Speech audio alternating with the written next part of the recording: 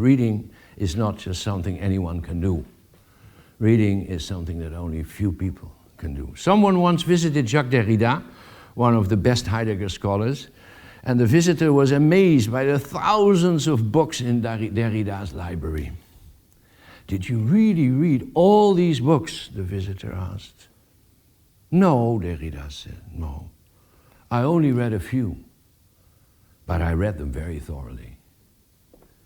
Keep this picture in mind. Philosophy is not about reading a lot.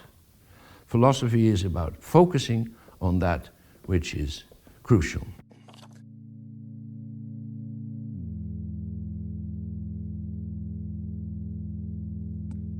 So, hello and welcome back to First Philosophy. I'm Kas Sonia I. I'm Sonia II. And we were just once again listening to the importance of proper reading. We've made this point quite a few times, but I really like this Derrida anecdote. Did you read all his books? No. Mm-hmm. But the few that I have read, I read them thorough. Yeah. Which makes me feel very nice and comfortable because you and I, when we met 2 weeks ago, that is one of the things that I was like, I feel insecure. I really don't read enough. I'm stuck on a book for so long. Yeah, and I think that is good. Be stuck on one book for a long time. And that is also thematically what we're going to do in this episode. Good segue. Oh my God. Our producer, which we have now given the name Petit Gilles. Petit Gilles. Guess what philosopher he likes? Is cheering in the background. But yeah, this episode, I would say, is mostly characterized by us kind of just like going over certain phrases in Being in Time, and dwelling on them, and Awee explicating them. And this is, Awee will really delve into Being in Time, Sein und Seit. Will really delve into the book, like really slowly reading out passages and immediately explicating them. Mm-hmm. There is just no other way to read this, or to gather what Heidegger is saying. And because it is very dense, but as soon as you get into it, as soon as you know how to read it, it can really make sense. To some. That's true. It's famously quite a difficult reading. When I was getting my copy of Being in Time, I got it from I got it secondhand from boekwinkeltjes.nl. Yes. with the sender. Congratulations. Thank you. And the person who was sending it to me. In the email, they were like, "Okay, I sent you the book. Good luck with it." It took me a long. It's the most difficult reading I've done. Good luck. Yeah, and I still haven't read it. Understandable.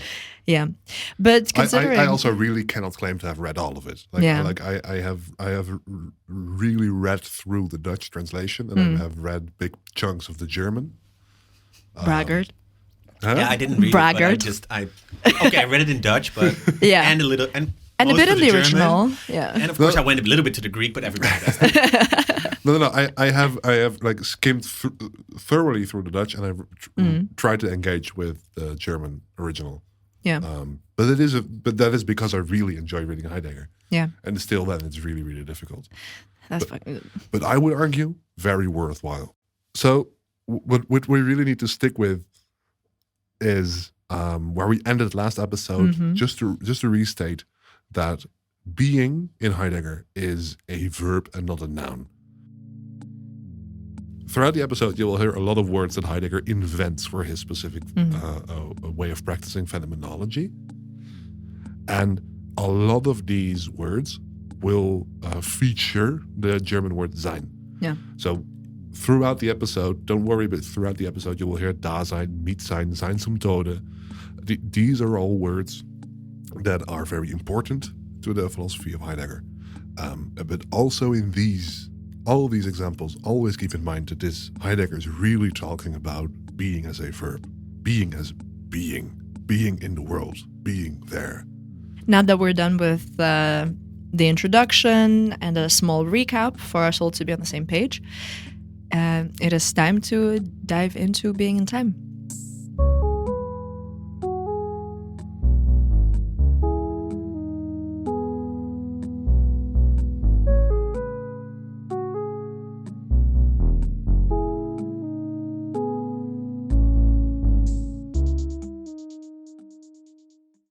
So let's look at the text. Being in Time, a translation of Sein und Seit, begins with a quote from Plato's Sophistus, where Socrates and a pupil of Parmenides are talking together about philosophy, and all of a sudden one of them says, "For manifestly you have long been aware of what you mean when you use the expression being. We, however, who used to think we understood it, have now become perplexed." More than 2,000 years later, Heidegger writes, "Do we in our time have an answer to the question of what we really mean by the word being? Not at all," he says. "So it is fitting that we should raise anew the question of the meaning of being. But are we nowadays even perplexed at our inability to understand the expression of being? Not at all. So we must reawaken an understanding for the meaning of this question." Then Heidegger kicks off with the introduction, an exposition of the question of the meaning of being. He tries to find out the necessity, structure, and priority of the question of being. And he kicks off by saying, this question, the question of being, has today been forgotten. Although some people are doing metaphysics right now, but what we once had, the gigantomachia about being, so the struggle of the giants concerning being, is all faded out. Mind you, Parmenides said being is the one, being is eternal. Heraclitus said, no, being is fire, being is in constant motion. Pantarei, everything flows, everything.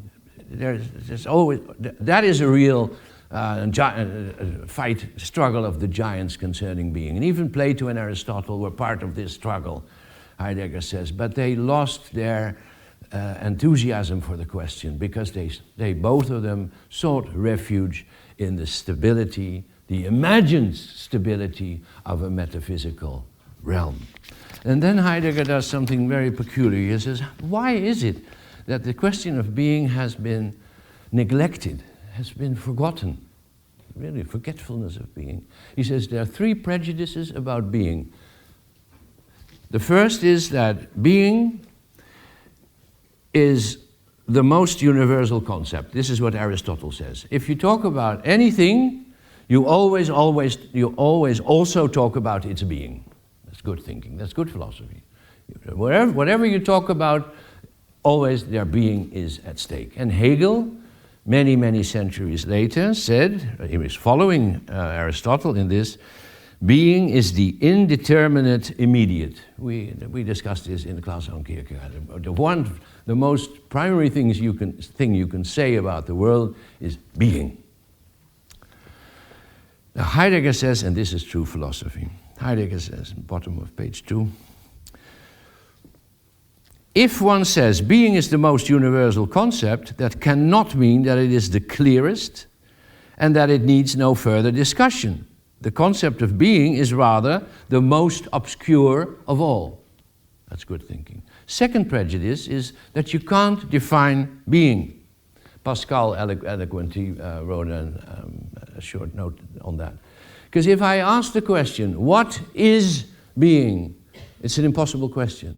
The answer to the question is presupposed in questioning, is imposing the question. What is being? You first have to know what being is before you can... So the question, people say, is impossible. But Heidegger has a very sharp remark on that.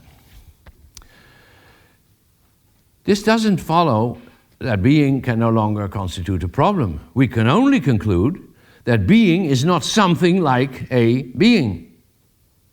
The indefinability of being does not dispense with the question of its meaning, but forces it upon us. So if you say, I can't ask this question, then instead of saying, okay, that's an unsolvable question, put it aside, like analytic philosophers would do. No, the moment that you realize, I can't answer the question, should make you wonder why that is, and then you come to the conclusion, because the is and the being may be two different things. Being is not, we can't define being. If being is said in many, many different ways, it cannot be defined.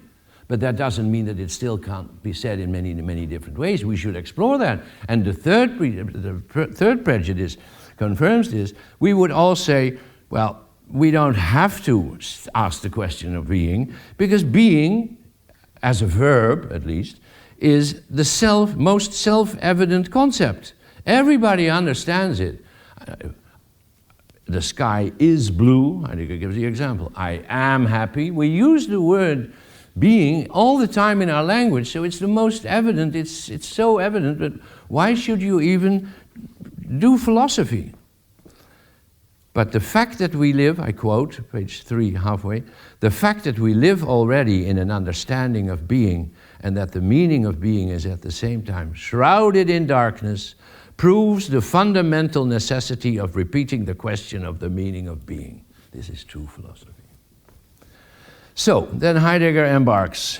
The ontic priority of the question of being, paragraph 4. Ontic means pragmatic. So there's ontology, which is the science of thinking about being. And ontic means this is the ontic realm. So he wants to find the ontic priority of the question of being. And he comes with a sentence which might be a question in the exam. Just as a quote, and you will have to comment on it. Heidegger writes at the beginning of paragraph 4, page 3 on the bottom, science in general can be defined as the totality of fundamentally coherent true propositions. Nobody would disagree with that. This is a quote from Husserl, but you can find it in Wittgenstein, you can find it in Bertrand Russell. Science can be defined as the totality of fundamentally coherent true propositions. And then Heidegger remarks, this definition is not complete, nor does it get at the meaning of science. Because as ways, page 10, as ways in which human beings behave, sciences have this being's, the human being's, kind of being. Yeah? Science is a way that people, doing science is a way that you can behave. And what is this you that can behave? And Heidegger says very carefully, we are defining this being terminologically as Dasein. Very famous twist in philosophy where Heidegger says, I'm not talking about persons, I'm not talking about subjects, I'm not talking about animal rationale. I just want to say the most, not fundamental, yeah, let's call it fundamental thing you can say about human beings is that they're being there. There's a very peculiar being there in human beings, but the most fundamental way to address what humans are is being there. And they can interpret this being there as animal rationale, person, subject. That is something of the ontic realm. Ontologically, Dasein is what we are looking for. Then scientific research, as one way that Dasein can behave, is neither the soul nor the most immediate kind of being of this being that is possible. Which is a very evident phrase. Science is not the only and not the most immediate kind of being, because I can have a scientific relationship to the world.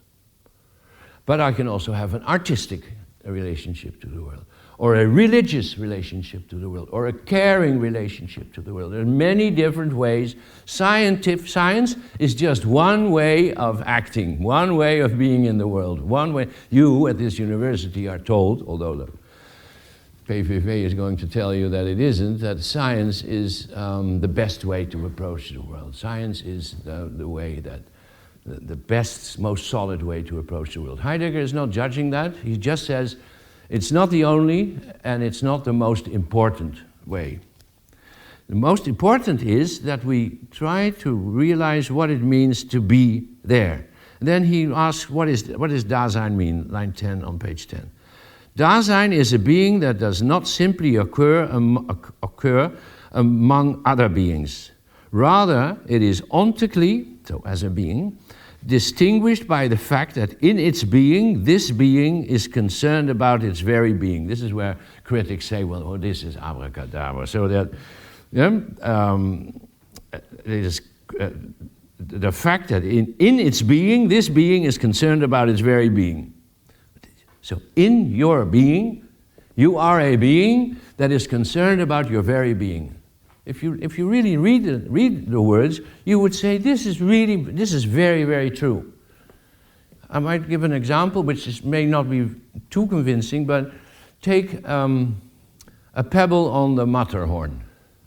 A pebble on the Matterhorn. As far as I know, I don't think that this pebble on the Matterhorn will sometime look at the pebble on the Mont Blanc and say, I wish I was there. I may be mistaken, but this is the presumption that Heidegger has, and this is why it's still very anthropomorphic, what he does, but let's not delve into that is too difficult. But there is, you may say, you may agree, there is a difference between the way we are in the world and the way that things are in the world. We always we are in some way concerned about our being. We have a relation of being to this being. We understand ourselves in our being in some way and with some explicitness. So we have some idea, I'm tired, I'm not happy, I want to... So there's all things that we think about the world and about ourselves with some explicitness, some ways, but fundamentally, in philosophical terms, you might say there is some understanding of being. This is a determination of the being of Dasein. But mind you, this means we are ontological. We have a certain understanding of being, of our own being. That doesn't mean that we do ontology. That is something for some philosophers to do. We are, in Heidegger's word, pre-ontological. And we don't have to do ontology. We just have to see that every Dasein, every human being, has this strange understanding of the world, vague understanding of the world and of itself. And this is a structure, having this understanding. It's not about what is this understanding, is it good, is it true? That is something for the ontic sphere. That is something for sciences to address. Heidegger is doing fundamental ontology. Fundamental ontology, there's Dasein. Dasein means to have a certain vague understanding of yourself and the world. And Heidegger says this configuration I call existence. So there's Dasein that understands itself in some way in the world, and Heidegger calls that existence. He follows Kierkegaard because he says, because the essence, Heidegger says Wesen, but here's some of the points, because the essential definition of this being cannot be accomplished by ascribing to a what that specifies its material content, because its essence lies rather in the fact that it in each instance has to be its being as its own. This is existence. To be your being as your own. That is existence. And while you are being your being as your own, Heidegger complicates things a little bit. This is where I have some doubts about his project, but let's try to follow him. We can be ourselves or not ourselves. We can embrace ourselves as being one's own being, and we can fly away from it. We can be ourselves or not ourselves. I'll come back to this very, very soon. But the important thing is that Heidegger says, fourth line from the bottom, existence is decided only by each Dasein itself in the manner of seizing upon or neglecting such possibilities. This is what we all are. You are all, you and me, we are in a situation where we can embrace or neglect ourselves as a possibility. And the investigation of this process can be done in what Heidegger calls existential. way. That means existential is ontic, scientific, psychologically, in literature. There are many ways you can explore this relationship that we all have to ourselves and to the world. Heidegger says that's not what I'm doing. I'm doing existential analytics. Again, this is playing with it. It's ungrammatical what he's doing. I'm just formally indicating structures which are empty and which my readers have to embrace if they want to, and then build up their lives within these structures. I'm just naming the structures. That's all I'm doing. I'm not talking about concrete existence. I'll come back to that later.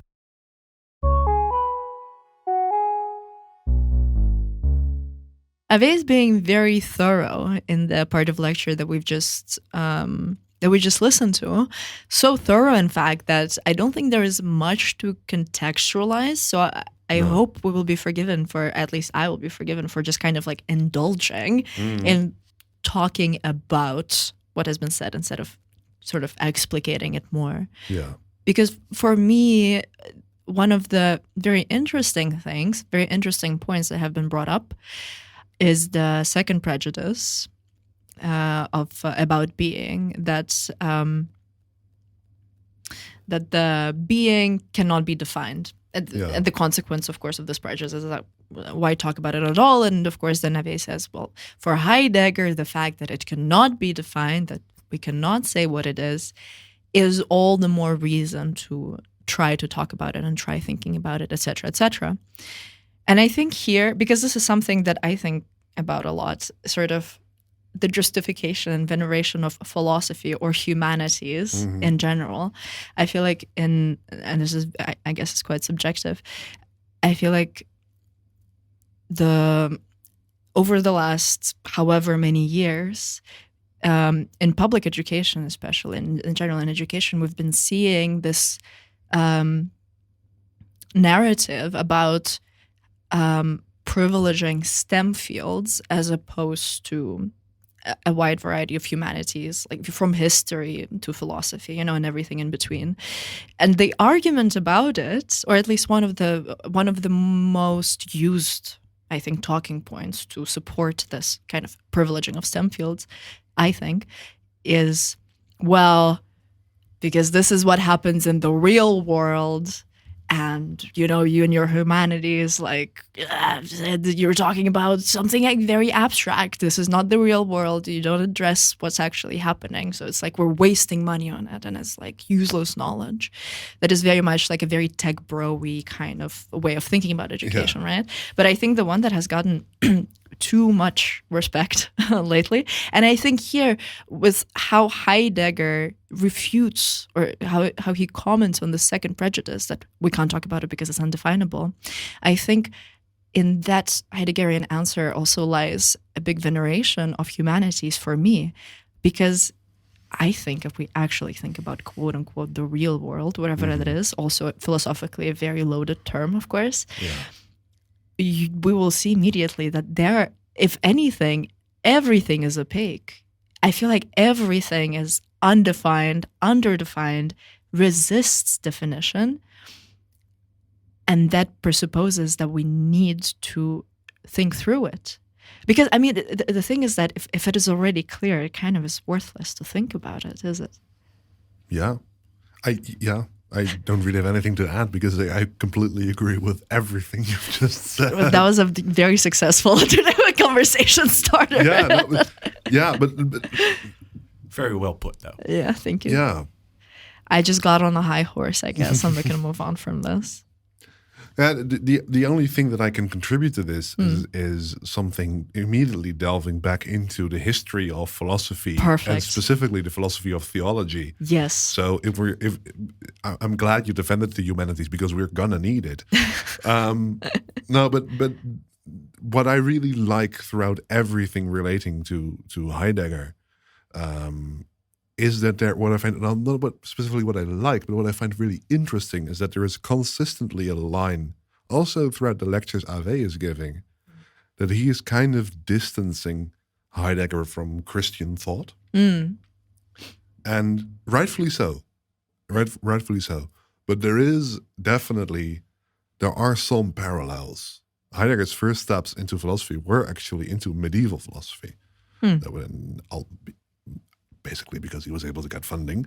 But what I really find interesting as a possible parallel, and I do not know if he is influenced by Saint Augustine in this, but there is what I really like in Saint Augustine is that there's the notion that you cannot talk about God. You will never be able to seize God, but you have to keep talking, trying to talk about it, because it's too important to let go. Yeah. It is too important and too beautiful to not remind yourselves of how ungraspable it is. It is beautiful in itself. You can never grasp it, and you have to keep trying to grasp it because it reminds you of how important it is. And I really think that this is also what Heidegger is doing about being. So I mentioned what I really like about Heidegger, and I feel like I've been on my best behavior, really talking positively about him. Yeah. And just to start introducing a shadow of doubt, like as a foreshadowing mechanism, I would like to point out the interesting phrase. This is something that Awee says right after he quotes Heidegger. So I'm quoting Awee, paraphrasing Heidegger, where he says, "This is what we all are. You are all you and me. We are in the situation where we can embrace or neglect ourselves as a possibility." So this emphasis on us as a possibility. And it's so interesting. I think it can be read, what I've already said, it can be read in such a sort of liberational, emancipatory, very freeing and very open and what we would call now progressive way. Yeah. You can be anything, embrace the possibility of you, sort of, and also with this thing, authenticity or inauthenticity being morally neutral, it also reads as this very kind of what we would now call very liberal conception of self. However, you can see, I think here you can already see it in a bit of a conservative way, it's because you can embrace or neglect ourselves as a possibility, even if you're not passing judgment on whether that's good or bad.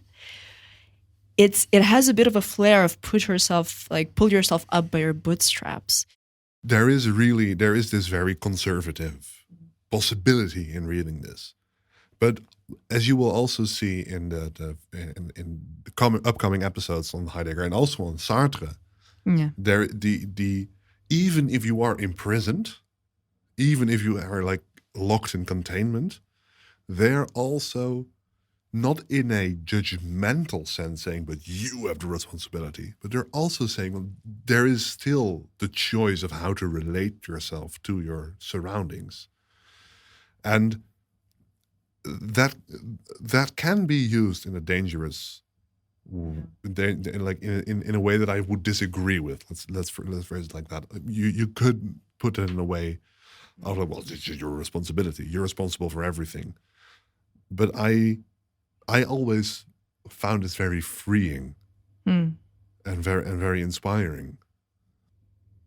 You're doing kind of almost a Sartre thing. I'm sorry to insult you. It sounds kind of very much like because of course Sartre, as you've already alluded to it, kind of, I would say, just gets inspired to, you would say, maybe steals from Heidegger and from others about this. There's the conception of freedom being the most difficult thing, right? The most sort of heavy thing. Yeah. But then, of course, in his pamphlet, Existentialism is Humanism, he kind of makes a point, right? I don't know if it's a true story behind the pamphlet, but at least the story behind it is that there was existentialism and people were scandalized. Oh, it's too much. And in an attempt to venerate the point, he was like, no, this is not, the fact that there is no meaning and we just kind of completely free does not mean a bad thing, that you should lie down and die. It's actually such a, you can actually do whatever you want, and it's whatever you decide to do with you is good, and you have these endless possibilities, and even though it's difficult, it's really great. Mm-hmm. So to me, you're doing existentialism as humanism almost. Yeah, but I mean, existentialism as humanism is also really doing Heidegger and also really doing Nietzsche. Yeah. This is definitely in this tradition. Yeah. What Heidegger is now doing is both inspired by Nietzsche and will definitely inspire everyone after Heidegger in a way. There are people who very strongly disagree with Heidegger and have very good reasons to do so. But even in reacting to what he has done for Western continental philosophy, I can't argue with that. And when there's nothing to say, it's good to turn back to Awee.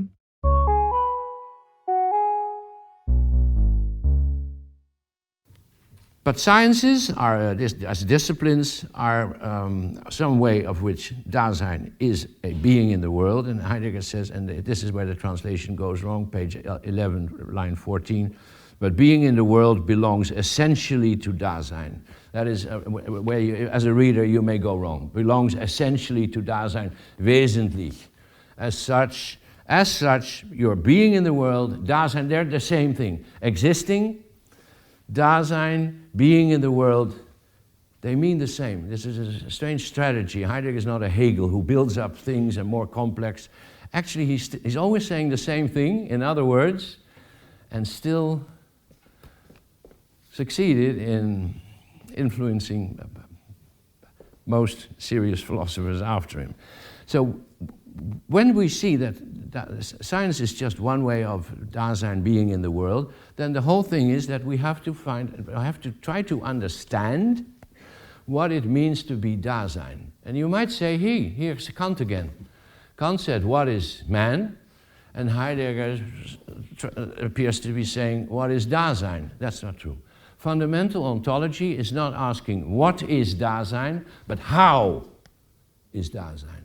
What are the structures of the being in the world of our being there? Not what, but how. And even who is Dasein? That's another question. Me, you. That is what philosophy is about. Not what, essence, never. How and personal. And then he concludes on page 12, the bottom of the introduction.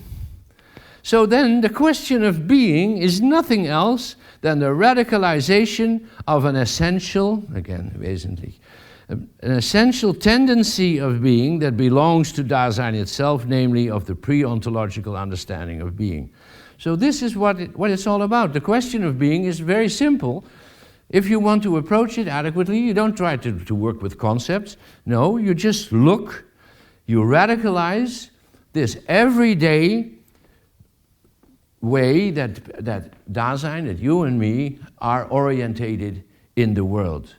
The way we are, exploring the ways we are, the ways we happen. Maybe I would say another word that the English language should use, happiness. Happiness, not happiness. Happiness is enough, happiness. That is what it's all about. What I'll give you in the break is something that you I hope, really want to discuss. So then he says we have to do something like an analysis of Dasein. Even Heidegger struggles. He calls the title of the chapter is The Preparatory Analysis of Dasein. While the paragraph 9, which we're going to read now, it reads the theme of the analytic of Dasein. Heidegger is not doing analysis. Analysis is something that science does. It's an ontic thing, analyzing. No, he's going for an analytic of Dasein. He only tries to describe formally the structures. And then he writes, and let's see if we believe him, the being whose analysis, there we go again, our task is always we ourselves, or in the star at the bottom, always I.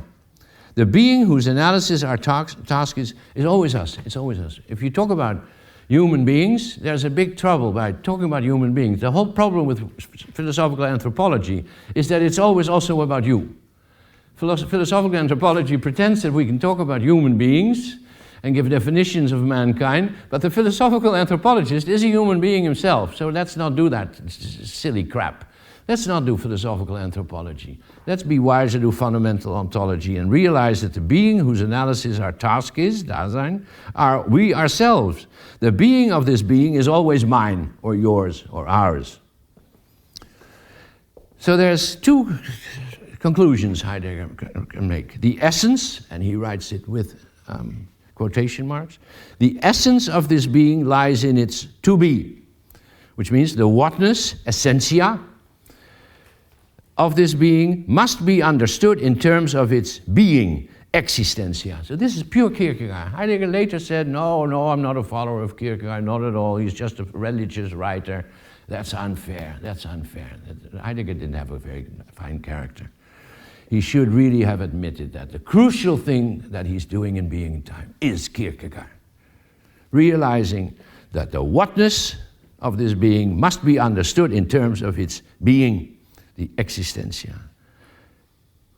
And when we talk about existentia, he says that ontologically, existentia, so in the history of philosophy, existentia means things, objects. I already said that. Right? Philosophy goes for the essence of things, or the essence of a tree, and the existence of the tree, that's all these accidentally existing trees, and which are not philosophically relevant. They could all be chopped down and then still the essence of tree would remain. So Kierkegaard turns this around and says, no, I'm only looking at the existentia. I'm looking at existence. So the term existentia for Heidegger can only be used to talk about human beings. No longer in traditional metaphysics, existentia is the accidental being there of object.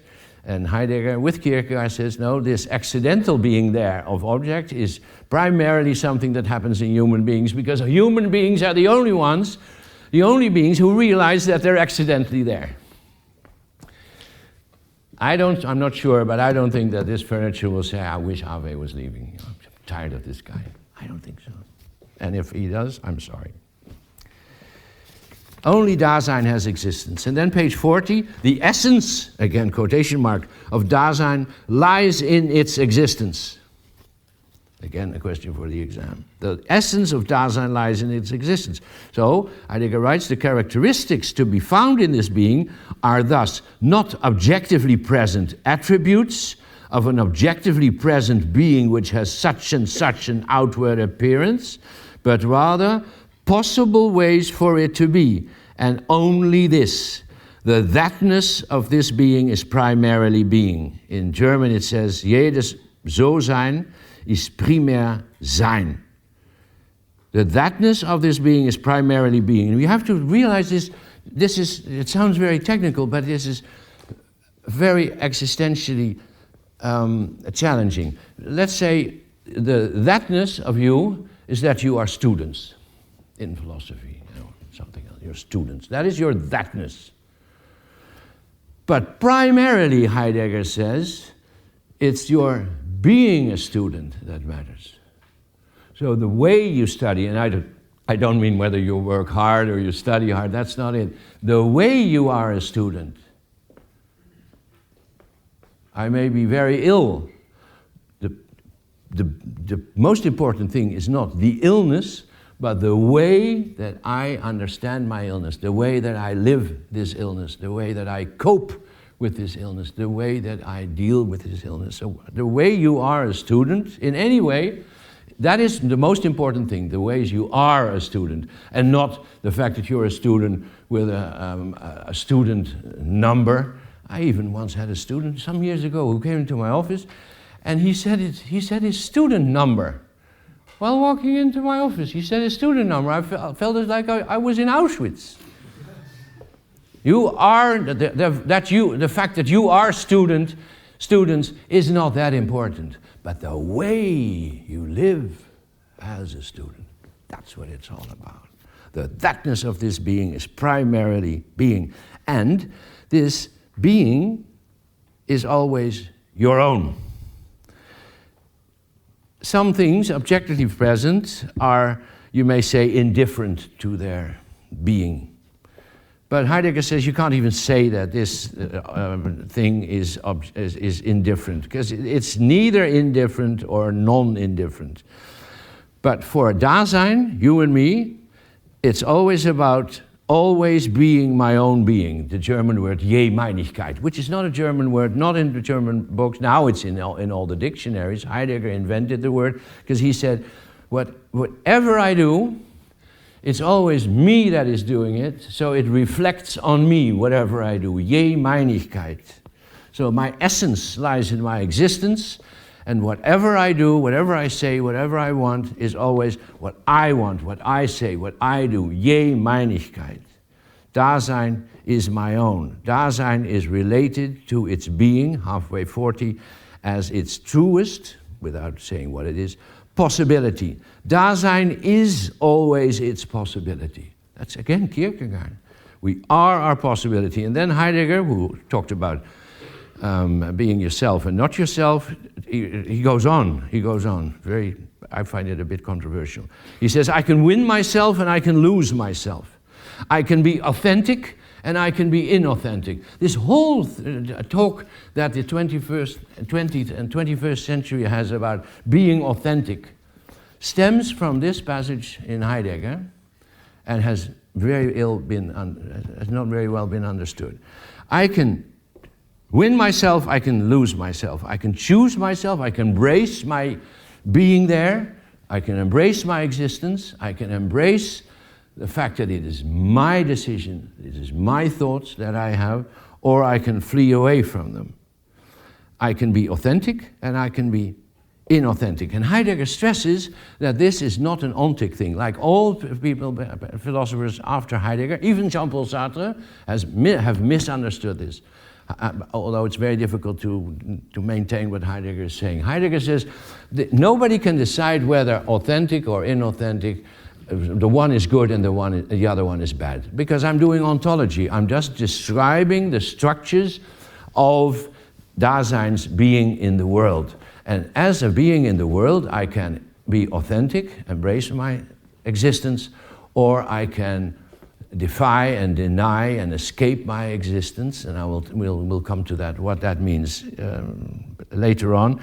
But Heidegger stresses the inauthenticity of Dasein does not signify a lesser being or a lower degree of being. Rather, and now listen well, inauthenticity can determine Dasein even in its fullest concretion when it is busy, excited, interested, and capable of pleasure. Now, the ones of you that are really sharp, and of course you are all sharp, so that's a very insulting way that I'm doing now, because if you don't, I'll give me... What's happening here? What is strange about these signs? That he says, not lesser. Inauthentic is not lesser. It's just a positive possibility. It's a positive choice, philosophically speaking. I can decide to embrace my existence, and I can decide not to embrace my existence.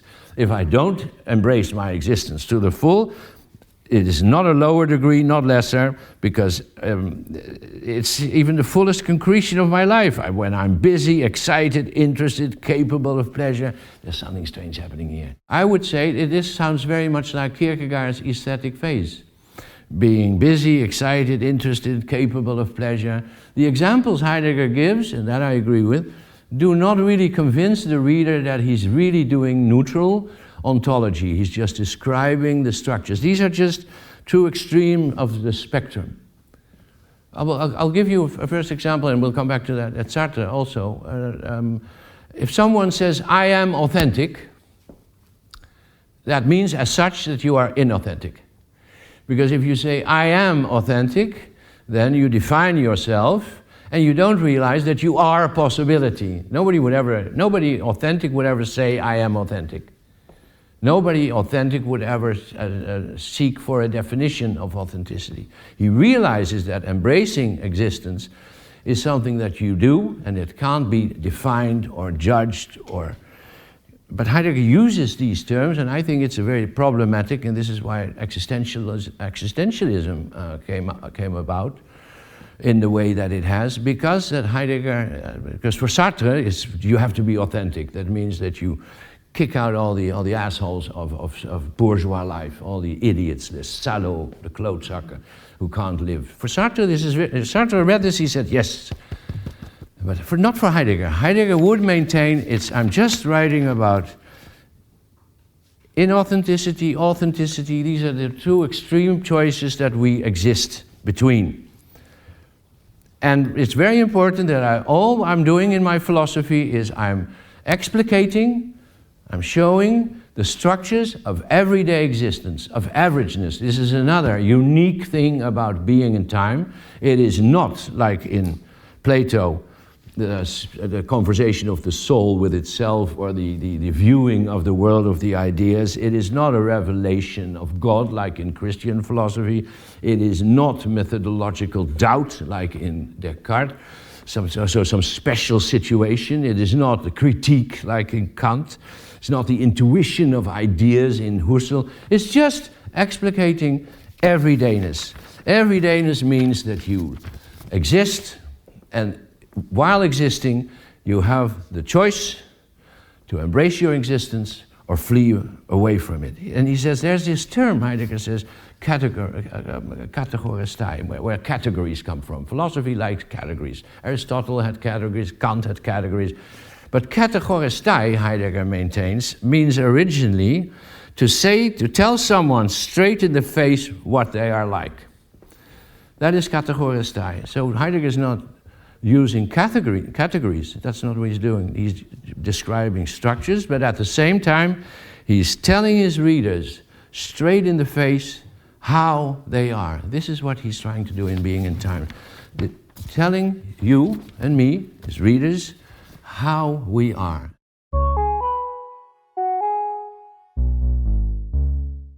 Okay, so we've read a lot of Being in Time. Mm-hmm. A lot of new concepts and phrases have been introduced. Mm-hmm. And you have some things to pick out. I was thinking, how can I annoy Kas as Heideggerian the most that I can? How can I bastardize Heidegger to the point where our discussion will be interesting? And I've came up with a way. Because I was thinking Dasein, it's quite a difficult concept. I definitely did not grasp it too well when I took the course.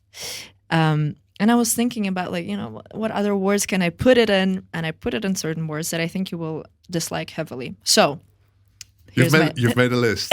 No, I kind of wrote it down.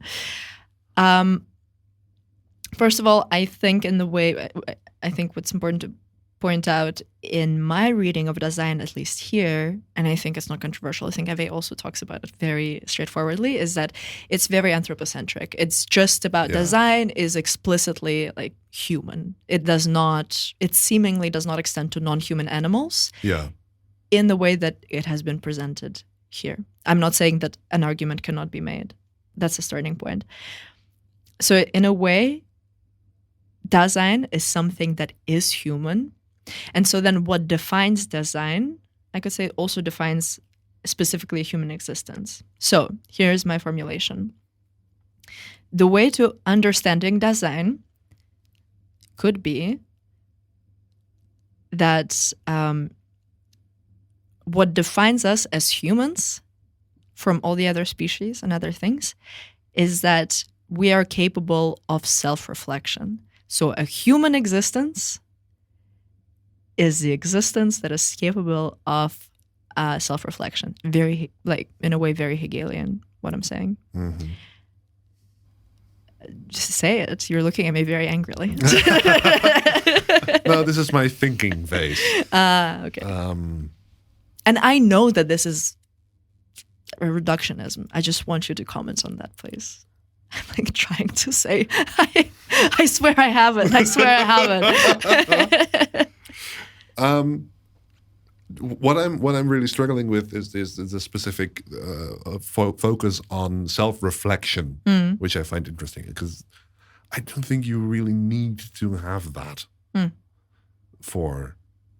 It doesn't play that central of a role in whatever Heidegger is doing, because Dasein, it is in English it is translated as being there, and we can argue about whether Heidegger is right and that you can only think in German. I wouldn't agree, but the being there, this starts from the point of phenomenology.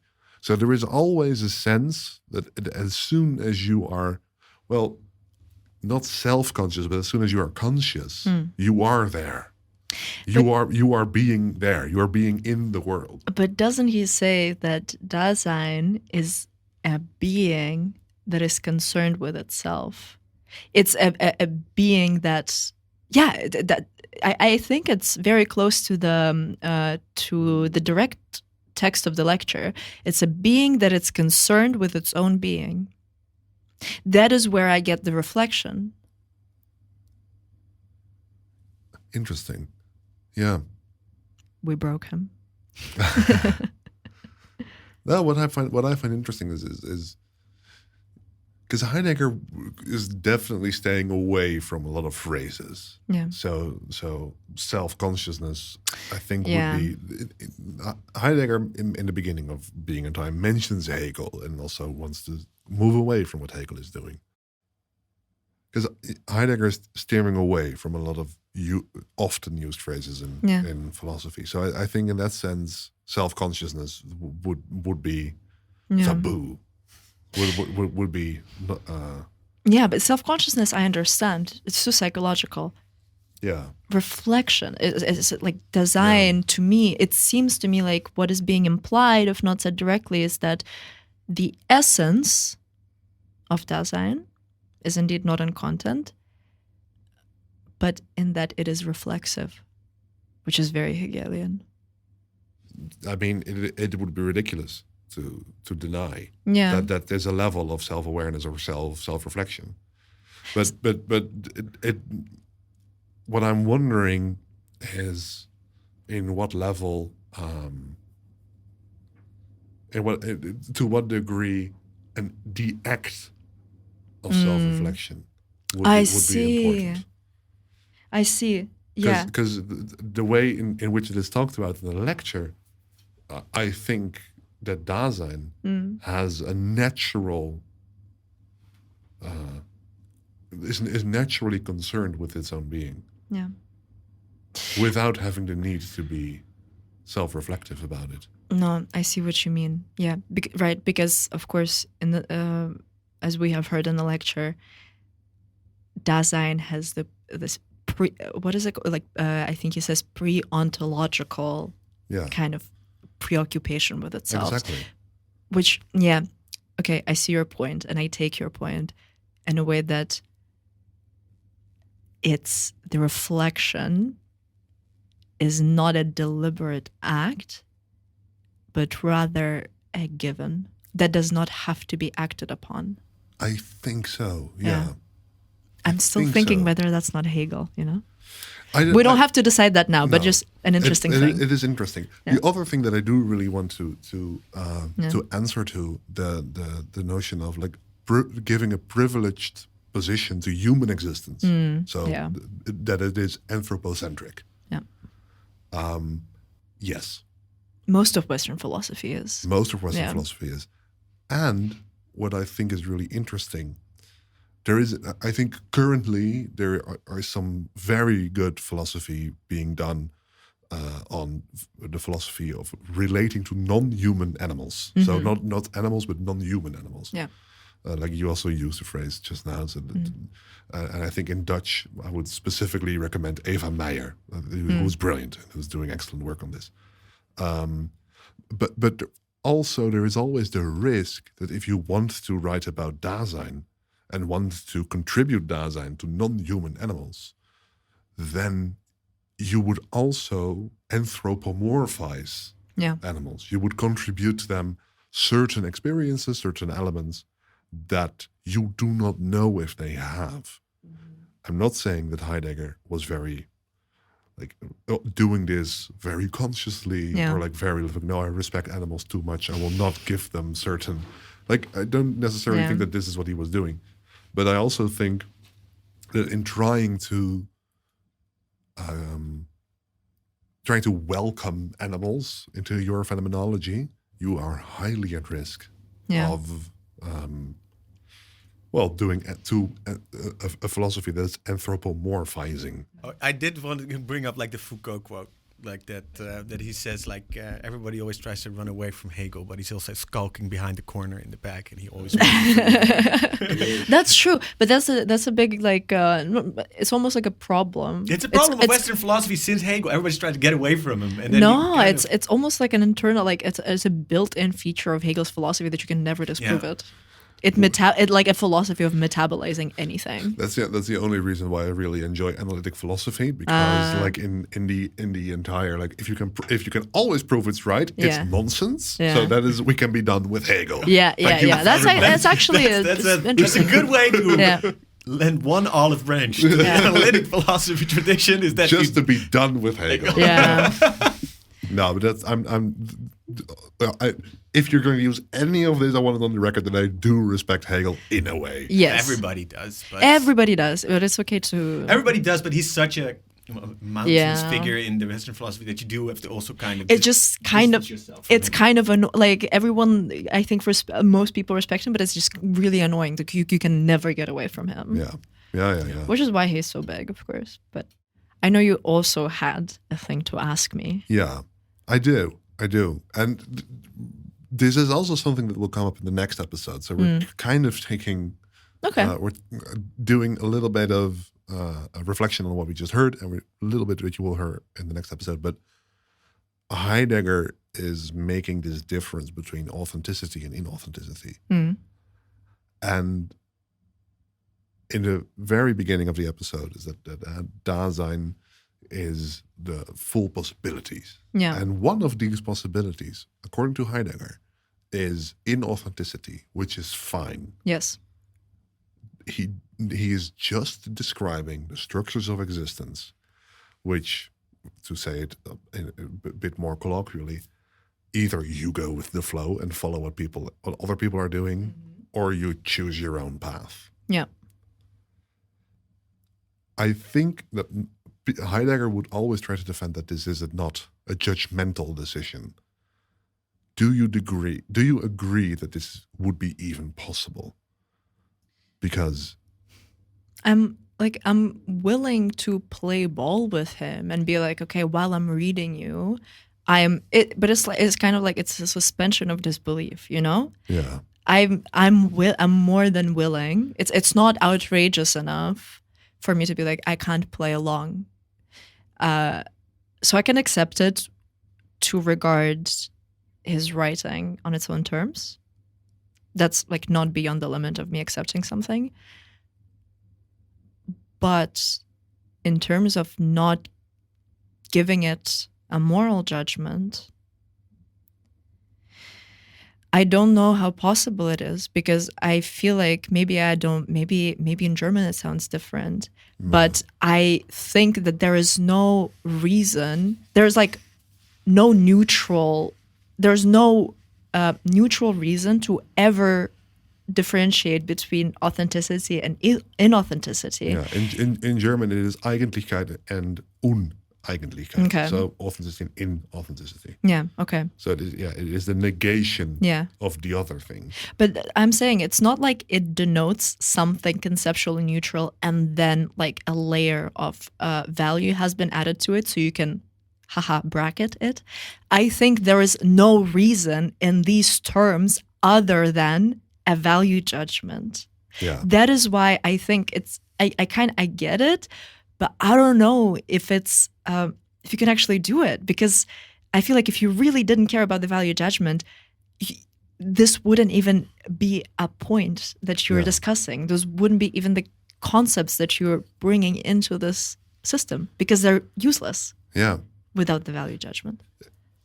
Yeah, and this is something that I find very interesting and very difficult in Heidegger, in reading Heidegger, because I kind of get what he is saying, because I get that there is a difference in following what society, like to make it, once again, the difference between existential and existentiel.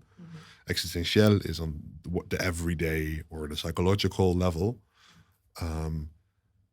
On that level, I kind of understand that there you can just do what society expects from you or what your parents expect from you. And then there is a difference between like standing still and deciding no. First of all, I'm going to look whether I want this or whether I choose this. There is a difference between being lived and living. And so I find this very difficult because I do think that there is something that is very worthwhile in trying to point out that difference. But to say that this is without judgment, and to be fair, I even in the way you phrased it, I don't see it. I don't agree with it, because being lived with or being lived or living, it somehow, like the way it is phrased in Heidegger, it implies that you can't you can't authentically be just like everyone else. Yeah. You know? But I think you can. And I think this is something that we saw with, like the blowback of feminism, which I'm a fan, of course. But like you've been seeing like a sort of like inflection in the very corporate kind of feminism that like it's somehow shameful, for example, to actively want, it's like somehow unfeminist, for example, to want to just be a housewife. You know? And that for Heidegger presumably would be being like the others, so therefore very inauthentic. But I don't think that jives. I'm always wondering, can you? I think you might. I think even Heidegger might defend that you can be authentically inauthentic. This might even be said in the lecture, and I do like this, but I'm also still wondering if it's not always pejorative, if it's always negative. I think we'll just have to sit with that, and who knows, maybe even revisit it the next episodes to see if we've... I think we just might. I think we just might. But I want to think about it and see if we can kind of continue this and maybe close this off in the... I think we should. Next Heidegger Give some episode. homework. Yeah. So this is the homework for both us and you. Can authenticity versus inauthenticity be as morally neutral and as devoid of value judgment? And can inauthenticity be authentic? Yeah. And for now, we say goodbye.